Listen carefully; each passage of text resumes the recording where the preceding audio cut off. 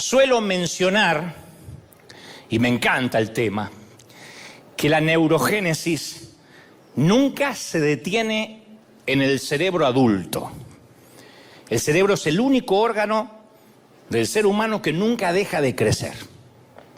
Y las orejas de los varones, por supuesto, que se van haciendo como las de un cocker a medida que uno tiene más edad. Pero el cerebro nunca se detiene. En toda la creación no hay nada más misterioso que ese 1,5 kilos de materia gris alojada en el cráneo humano. No hay nada más misterioso. Yo pienso que es la obra magna de la creación de la cumbre de Dios. Nuestra mente es una computadora de altísimo nivel, de mucha complejidad.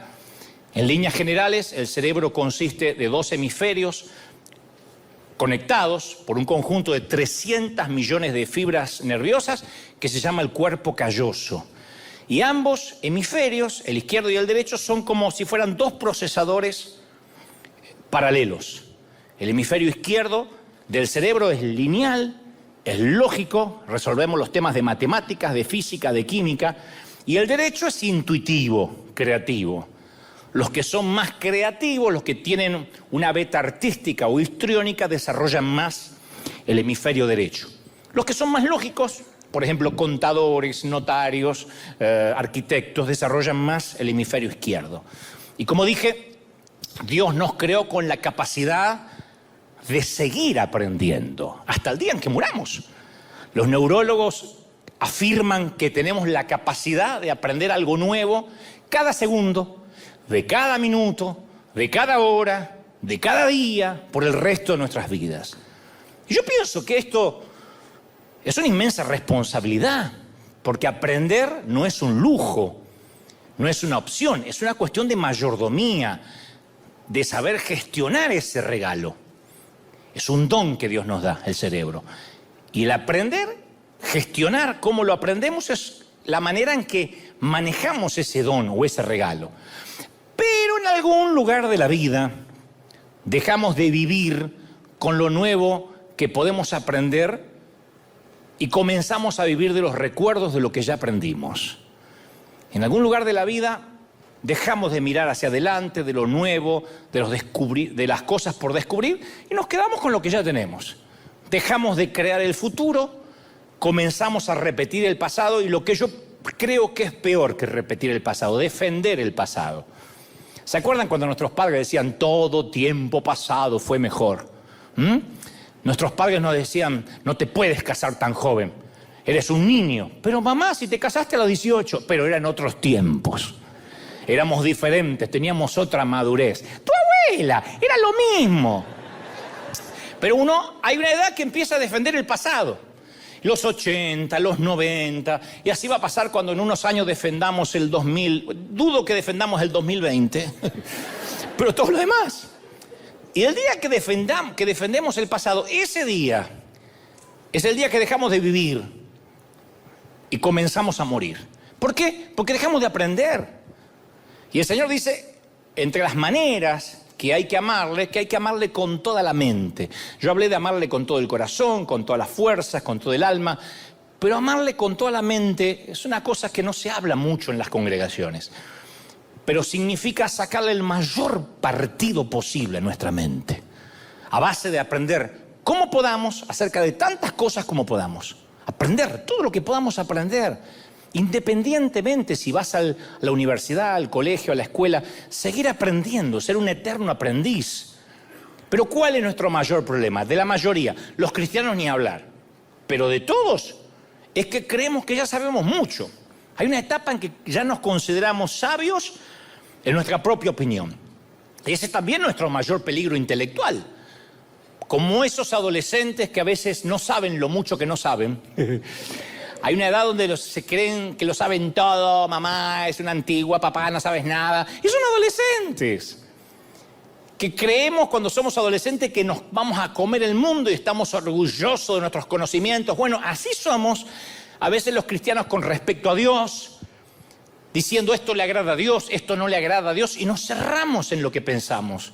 Y estamos seguros de nuestras teologías, terminamos adorando un Dios con minúscula que cabe dentro de nuestra cajita evangélica. Decimos, ese es el Dios que yo conozco, pero no es Dios, es el que conoces. Y cada uno habla del Dios que conoce.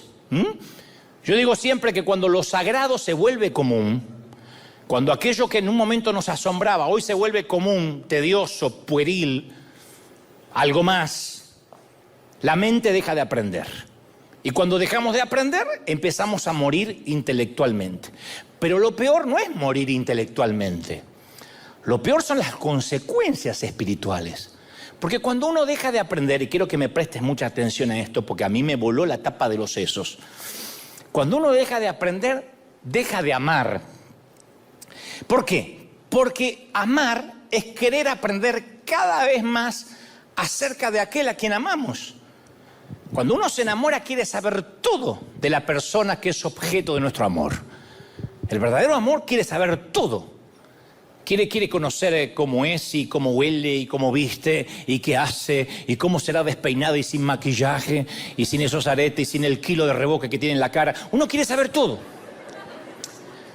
En cuanto a Dios es lo mismo. Mientras más amamos a Dios, más curiosos estamos de Él. Más queremos saber de Él. No hay un momento que decimos, bueno, yo ya tengo 30 años de cristiano, ¿qué me va a sorprender? No, ese es el problema, que moriste intelectualmente, se te acabó la curiosidad, la capacidad de asombro y dejaste de amar.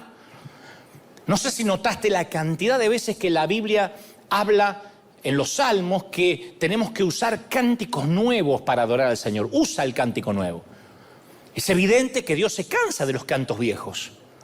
Es evidente que Él no quiere que nos limitemos a adorarlo solo con la memoria. Cuando uno se aprende mucho una canción, canta mi corazón entona la canción y está pensando en qué va a comer.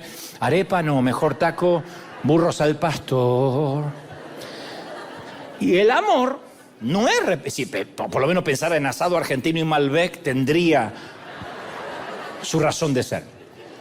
Entonces, el amor no es repetitivo. El amor es creativo. A medida que crece el amor, necesitamos nuevas letras, nuevas melodías, necesitamos un cántico nuevo para expresar las nuevas dimensiones del amor. Ya no alcanza decir gracias a Dios por la salvación de mi alma, el perdón de mis pecados, la sanidad de mi cuerpo. Ya no. Faltan palabras nuevas. Si le dices a tu pareja que la amas siempre de la misma manera, hay un momento que te va a dejar de creer. ¿Me amas? Sí, vieja. Si cambio de opinión te digo.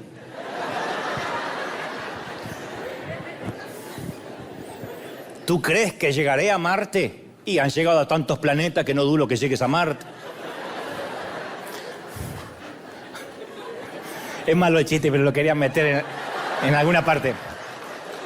Claro, porque nuestras palabras son la expresión de nuestra memoria. En lugar de ser una expresión, fruto de la expresión de nuestra imaginación. Es tibio. Cuando uno adora repetitivamente, es tibio porque nace del desgano, nace de la rutina. Y no podemos amar a Dios con la mitad de la mente. Amarlo a Dios con la mitad de la mente es lo mismo que amarlo con la mitad del corazón. Entonces Dios quiere santificar toda, porque Él dice, amarás a Dios con toda tu mente, toda la mente, para que sirvan a sus propósitos. Dios quiere darnos una lógica santificada, una intuición santificada, una imaginación santificada, un sentido del humor santificado, porque la palabra todo incluye todo, no algo, todo. Amar a Dios con toda nuestra mente significa que toda nuestra mente, todo nuestro cerebro, al pie de la letra, ama a Dios, toda nuestra mente, no una partecita. Significa gestionar nuestros pensamientos, sacarle el mayor partido posible a nuestra mente, amarlo a Dios de todas las maneras. Yo no sé si escuchaste alguna vez la frase el síndrome del desuso. Yo te lo conté un par de veces. Síndrome del desuso, que originalmente se usó para describir el hecho que la negligencia física puede hacer que destruya la salud. El síndrome de desuso se usa para temas musculares, para cuando uno no camina mucho, cuando uno no hace ejercicio. Dicen los que trabajan con el físico que es usar o perder. Los músculos se usan o se pierden. Es el principio básico de la fisiología. Si dejamos de usar cualquier parte del cuerpo, se pierde. Y si dejamos de usar la mente, se atrofia. Así como los músculos crecen con el ejercicio, la mente crece con el ejercicio intelectual. Cuando alguien no lee, como esta generación, la mayoría, que dicen que leen en el celular, eso no es leer, eso es mirar títulos, eso es mirar videitos que duran 30 segundos. Pero cuando alguien deja de leer periódicos, revistas, libros de textos, ensayos, ficción, el cerebro se va atrofiando intelectualmente. Hay una frase que dice, cuando una idea nueva ensancha una mente, rara vez esa mente regresa a su tamaño original. Cuando uno lee, a pesar de que dice, pero a mí no me queda nada, no importa, se va ensanchando, son músculos que se ensanchan. En su momento te va a tocar hablar, transmitir, hacer algo y esos recuerdos vienen, esa información viene, están en un depósito, guardados en un archivo de seguridad en el cerebro. Aunque ahora digas, pero yo leí un libro y no me acuerdo nada, no importa, te quedó el léxico, la dicción, la retórica, todo va cambiando. Cuando ejercitamos repetidamente la mente, se hace más grande, recluta nuevas conexiones entre las neuronas, porque la neurogénesis nunca se detiene. Es algo que Dios creó, se lo da a un bebé de regalo y después continuamente las neuronas se van conectando. O se dejan de conectar. Algunos dicen, las neuronas mías están de vacaciones hace años. Pero si lees, si creces en cualquier disciplina, las neuronas siguen conectándose. Pero si no la usamos, se atrofia. Y cuando la mente se atrofia, el corazón se marchita.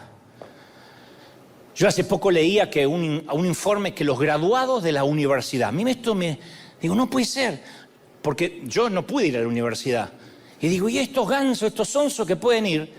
Los graduados de la universidad, cuando se gradúan y cuelgan el diploma en su pared, casi no vuelven a leer nada.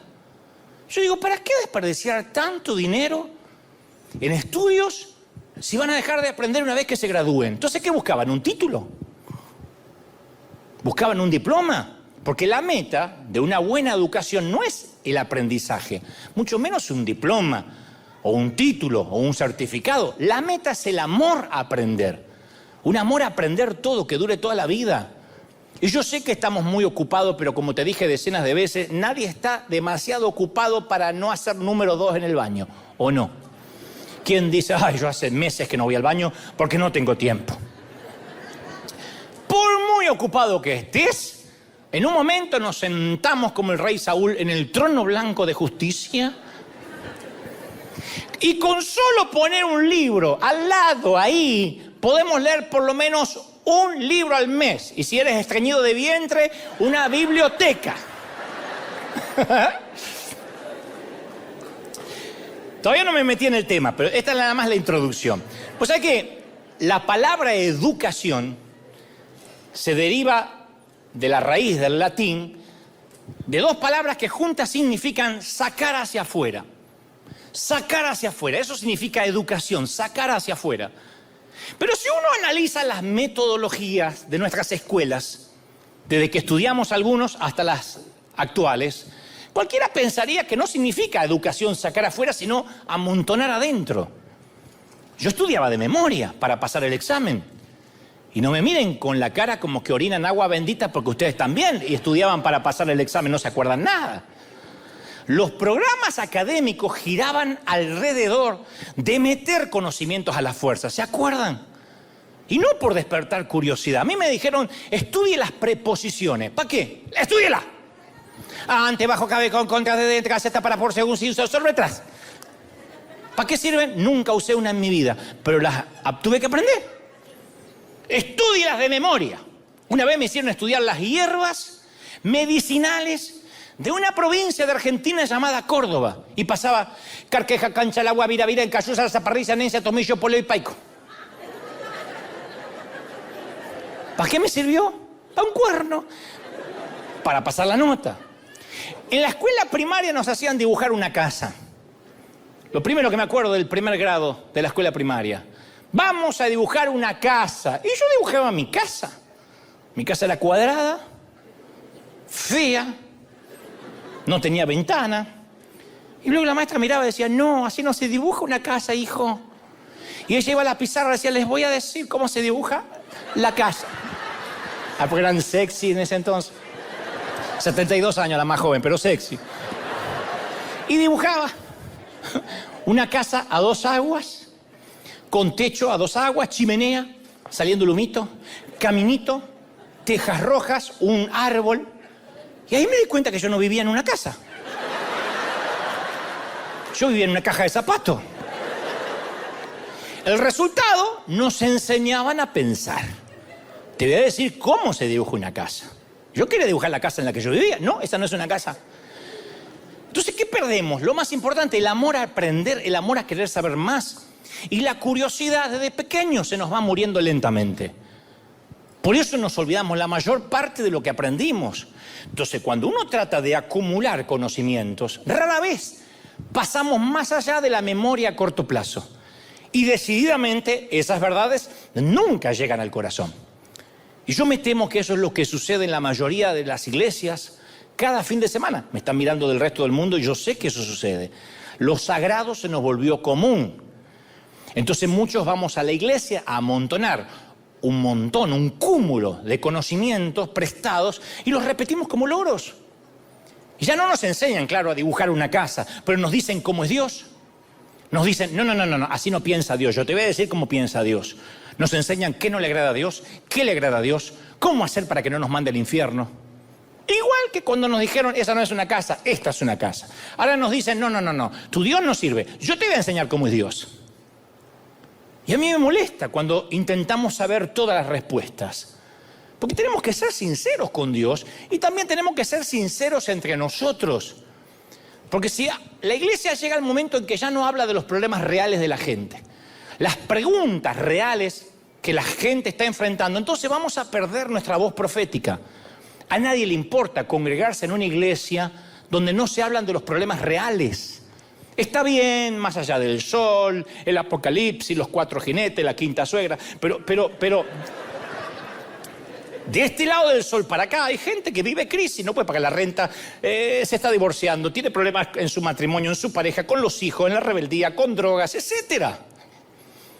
Y no digo que aquello no sea importante, digo que si vamos a una iglesia a acumular conocimientos, nunca vamos a aprender lo que realmente necesitamos aprender. Y ahí es una autocrítica a los que predicamos, porque yo digo, ¿por qué nos cuesta tanto admitir que no lo sabemos todo? ¿Por qué no decimos lo que no sabemos con la misma facilidad que explicamos lo que sí sabemos? Yo me pregunto siempre, ¿por qué los pastores creemos que tenemos que tener la respuesta para todo lo que sucede? ¿Quién nos dijo que tenemos que tener la respuesta para todo? Yo creo que cuando decimos tener todas las respuestas, dejamos al descubierto nuestras inseguridades, nos vemos como niños inseguros. Por eso los legalistas se ponen locos cuando me escuchan decir, yo también soy un hombre roto. El otro día alguien me mandó una carta así diciendo, no digas nunca más eso, eres un mal ejemplo para la gente. Un hombre de Dios no puede estar roto. ¡Ah, no! ¿Qué tengo que disimular? Ser hipócrita como la mayoría. Me dicen, ¿cómo un hombre de Dios va a confesar que tiene problemas? Pero sí, ¿por qué me voy a presentar como un superhéroe si no me contrató Marvel? Entonces tenemos miedo a perder nuestro rinconcito de la verdad y nos aferramos a nuestras doctrinas. Por supuesto, yo no te estoy diciendo que nos alejemos de las creencias básicas de la fe cristiana. A ver, Jesucristo es el Hijo de Dios, no hubo pecado en Él, murió como nuestro sustituto en la cruz, resucitó de los muertos al tercer día. Esos puntos son innegociables. Si quitamos esas piedras angulares de la doctrina, fallan los fundamentos del cristianismo, porque Jesucristo es la piedra angular. ¿Estamos de acuerdo? Ahora, no obstante, hay cuestiones que son periféricas, superficiales, tanto teológicas como metodológicas. Y nunca nos vamos a poner de acuerdo. Por eso aquí mismo, en California, hay iglesias donde en este momento todas las damas tienen una mantilla sobre el cabello. Y dicen, es que no podemos entrar descubiertas al templo de Dios. Y las respeto esa doctrina. Pero aquí nadie se pone mantilla. Hay otros que dicen, las mujeres usamos nada más que falda. Pobrecitas, las mujeres siempre pegan con todo, ¿no? Y aquí dicen, no, yo uso pantalones. Por ejemplo, en otras congregaciones dice, tomamos la Santa Cena una vez al mes. Y aquí la tomamos eventualmente. Entonces, no es que no sean cosas importantes, pero nuestra salvación no depende de esas cosas. Y ahí es cuando necesitamos estar de acuerdo que no estamos de acuerdo. Tenemos que decir, ¿estamos de acuerdo o que no estamos de acuerdo? Dentro de un espíritu de humildad. Y gastamos demasiada energía discutiendo babosadas. Vean las redes sociales cómo se discuten babosadas. Estamos tan ocupados discutiendo entre nosotros que no nos queda energía para amar a nuestro prójimo. Estamos tan ocupados viendo qué predica, en qué se equivoca aquel predicador, si es super fe, si predica la prosperidad, si no menciona el pecado. Estamos tan ocupados en eso que no nos queda tiempo para amar al que lo necesita. Yo digo, ¿qué pasaría si gastáramos menos energía en defender lo que creemos y más energía en aprender unos de otros? Insisto, si algo es herético o blasfemo, hay que llamarlo por su nombre. Pero si no lo es, no podemos pretender saberlo todo. No somos omniscientes, ninguno es omnisciente. Nadie tiene una perspectiva de 360 grados como el Señor. Entonces no podemos ver todas las esquinas de la teología, y eso significa que aunque tengamos una esquina de la verdad, no tenemos las 4 esquinas. De hecho, la mayor parte de nosotros nos cuesta trabajo ver más allá de la denominación de la cual creímos o crecimos. Yo fui casi toda la vida de las Asambleas de Dios. Y esa es una de las razones por las cuales me alegro de haber conocido, siendo un ministro itinerante, muchas denominaciones. Porque todas tienen algunas cosas correctas y todas tienen algunas cosas incorrectas. River tiene algunas cosas correctas y tiene muchas cosas incorrectas. De hecho, si estás buscando una iglesia perfecta, esta es la peor. Acá no hay perfección. Y si hubiera, se arruinó cuando llegaste. No. Llegaste y ya se acabó. Y esto es así, ¿eh? Todos tienen su cosa buena y su cosa mala. Te guste o no, asambleísta de Dios, bautista conservador o evangélico de la cuadrangular. Es así. Hace unos días un querido teólogo, a quien quiero mucho, estaba muy enfadado conmigo. Estaba totalmente irónico, enfadado, con su rostro adusto, enojado conmigo. No lo llamé porque quiero que se le pase. Pero me honró, me dedicó 1 hora de su programa. Yo me sentí honrado. Y él dijo, Dante predica 1 hora y nunca lo veo jalar o coger la Biblia, ni siquiera la toca o la abre. No la abre. O sea, no importa que yo diga decenas de versículos de memoria, él está enojado porque no la agarro, porque no la abro. Yo tenía ganas de decirle, ¿de verdad? Me hace más serio agarrarla, tocarla, abrirla, decir el número de página, leerla junto a la congregación. Entonces no fue serio el Señor que solo una vez abrió el rollo de Isaías en el templo y después parafraseaba, decía, ¿oíste que fue dicho? Mas yo digo. Entonces, ¿de verdad hace falta necesariamente? A mí me dicen, no veo en River que haya Biblia. Dicho sea de paso, no me van a quedar mal, tráiganla aunque sea.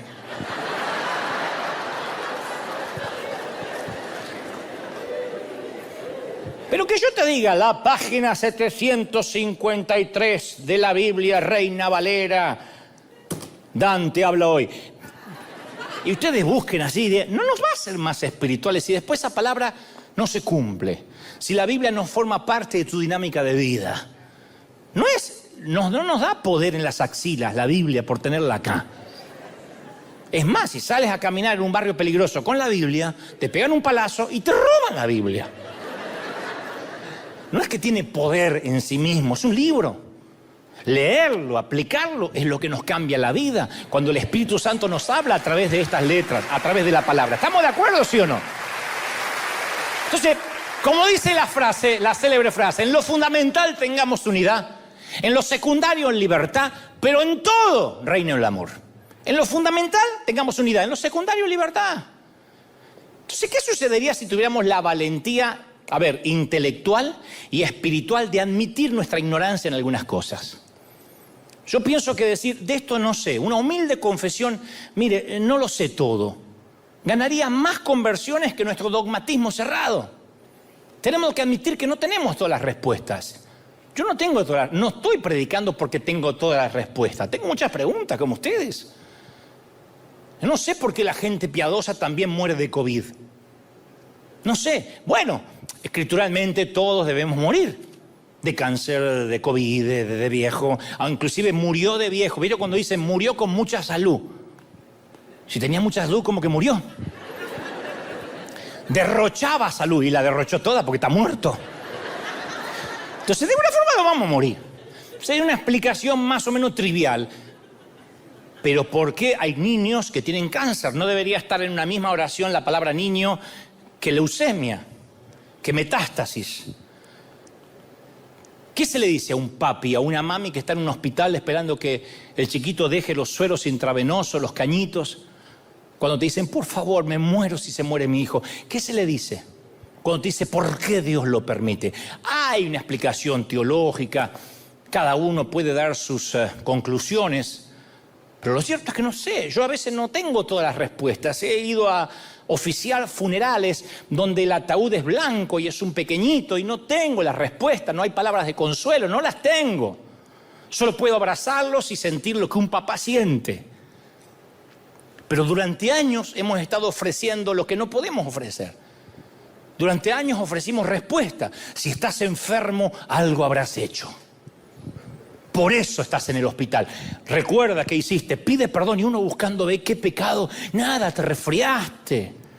Tienes una enfermedad congénita, qué sé yo. Le dijeron a Jesús, ¿pecó este o los padres? ¿Por qué estás ciego? Ninguno, es para la gloria de Dios. Si no te sana es porque te falta fe. Eso ha dolido más que la enfermedad. Encima que estás ahí luchando con dolor te dicen, te falta fe, confiésalo.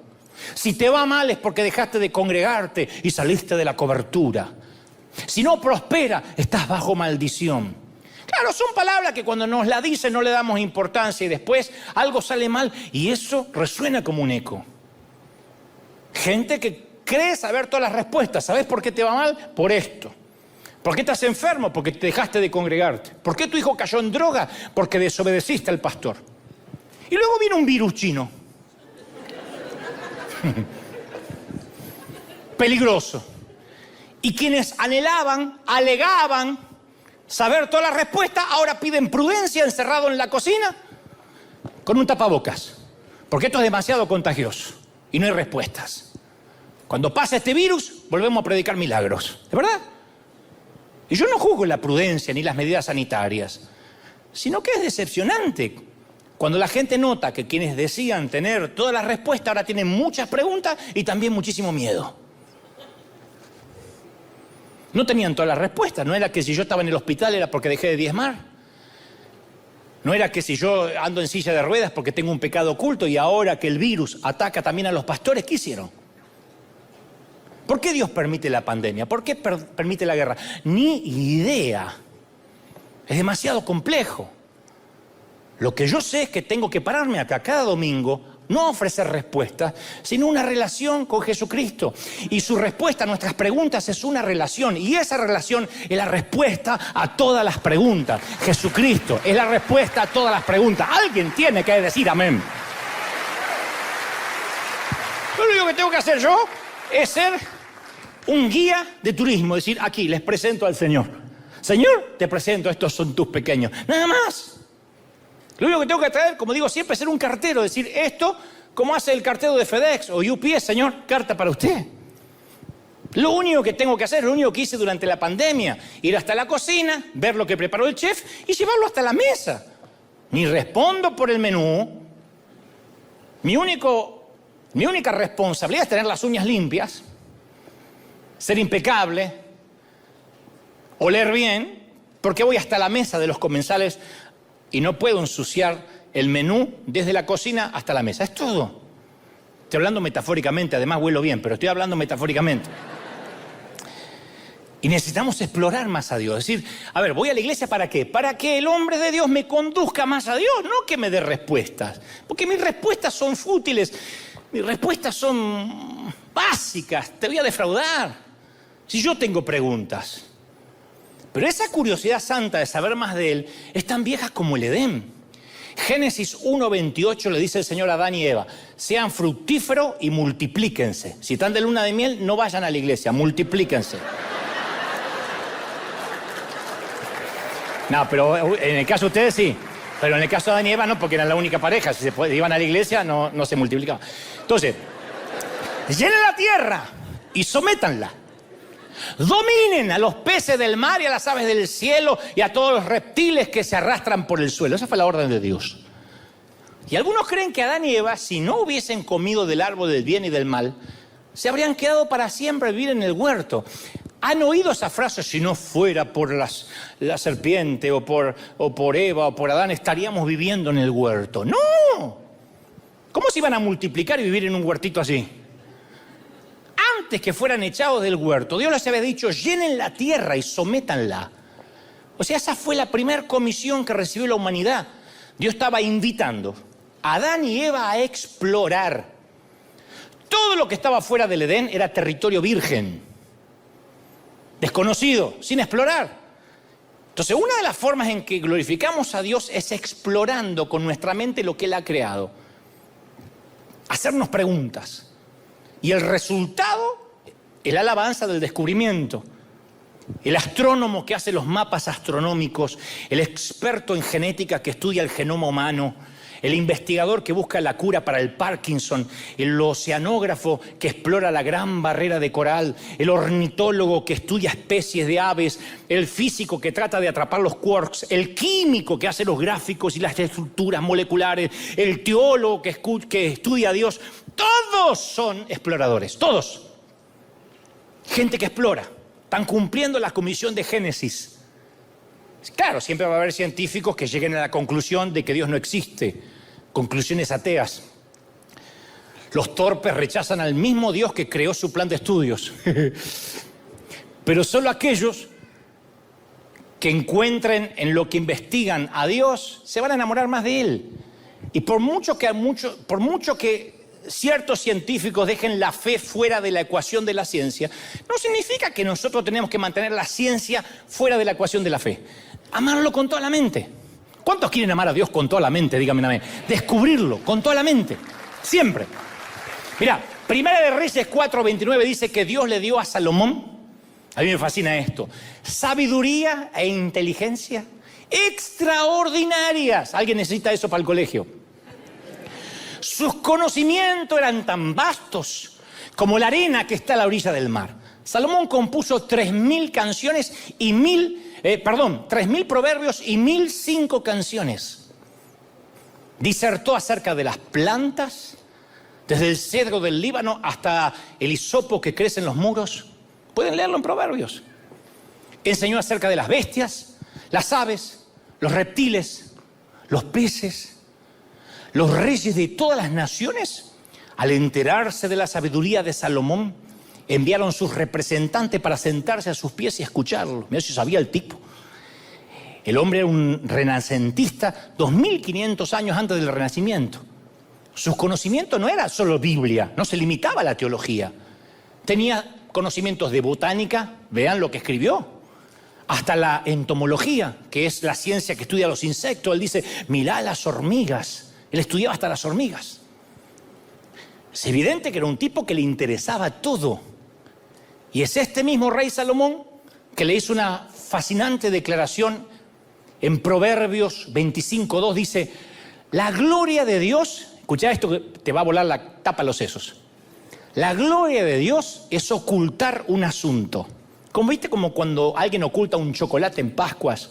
Y los nenes salen a buscar y el que lo encuentra, etc. Bueno, la gloria de Dios, dijo Salomón, es ocultar el asunto. Y la gloria de los reyes, investigarlo. Es como que Dios juega al gato y al ratón. Dice, hay cosas que te las voy a ocultar hasta que las descubras. Uno dice, ¿y por qué en los tiempos de los discípulos no existían aviones? Porque tuvieron que pasar muchos años hasta que alguien descubriera el fascinante momento de volar.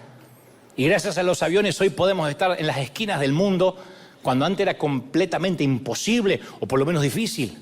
En su momento Dios fue quitando los velos para que vayamos descubriendo. A Dios le encanta que descubramos o que experimentemos algo nuevo. ¿Cuál es la reacción normal de un papá cuando el nene hace nuevos descubrimientos? Cuando empieza a caminar, cuando hace cosas que hasta ayer no podía. Entonces nunca se nos acaban las cosas que podemos descubrir durante el tiempo que estamos en la Tierra. Hicieron falta miles de años para que los seres humanos exploren un diminuto planeta en una pequeña galaxia llamada Tierra. Y apenas rascamos la superficie porque las galaxias se siguen multiplicando. Si ustedes toman un libro de astronomía de hace 10 años, ya es viejo. Un mapamundi, un mapa es viejo. Cambiaron las fronteras. Países que ya no existen, países nuevos. Todo está cambiando. Y lo peor que podemos hacer es decir, no, yo ya sé todo, yo ya sé todo. Somos torpes en nuestra propia opinión.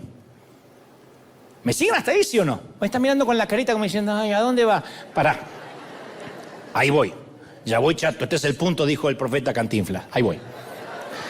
Al Sekel es un gran experto en percepción visual. Presten mucha atención los adultos, porque voy a explicar con altura y el que